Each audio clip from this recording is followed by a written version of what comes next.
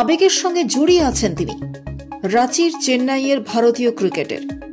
24 ঘন্টা পর শুরু হতে চলেছে আইপিএল এর 17তম সংস্করণ। তার ঠিক 24 ঘন্টা আগে সিগনেচার স্টাইলে ক্যাপ্টেন্সি থেকে সরে দাঁড়ালেন মহেন্দ্র সিং ধোনি।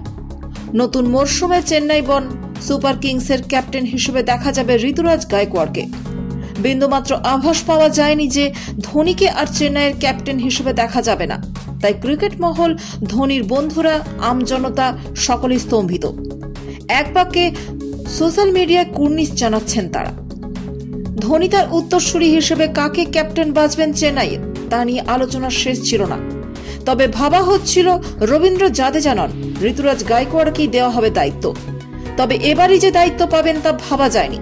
ভারতের প্রাক্তন ওপেনার আকাশ চোপড়া বলেছেন ও আর চেন্নাইয়ের ক্যাপ্টেন থাকছে না। পুরো ব্যাপারটা যেভাবে করলো ভালো লেগেছে, কিন্তু মনে রাখতে হবে ওই কিন্তু নেতা থাকবে, যে একবার লিডার হয় সে বরাবর লিডার থাকে। মহেন্দ্র সিং ধোনির সঙ্গে দীর্ঘদিন খেলেছেন ইরফান পাঠান। বাঁহাতি অলরাউন্ডার এখন কমেন্ট্রি করেন। সেই তিনি বলছেন ক্রিকেট যতদিন থাকবে ধোনির মাহাত্ম্য থেকে যাবে। ওর অধিনায়কত্ব নিয়ে চর্চা হবে আগামী দিনে। চেন্নাইয়ের ক্যাপ্টেন হিসেবে নতুন দায়িত্ব পেল ঋতুরাজ, ওকে অভিনন্দন। সম্মান প্রক্রিয়া, এসব শব্দ এখন ধোনির ক্যাপ্টেন্সি ছাড়ার সঙ্গে জড়িয়ে যাচ্ছে। কেন জানেন? ধোনি নিজের উত্তরসূরি যাকে বেছেছেন তাকে সম্মান দিয়েছেন, সময় দিয়েছেন। ঋতুরাজ যাতে গুছিয়ে নিতে পারেন নিজেকে, একটা পদ্ধতিও অনুসরণ করেছেন। ধোনি যদি এটা পেরে থাকেন, মুম্বাই ইন্ডিয়ান্স পারল না কেন?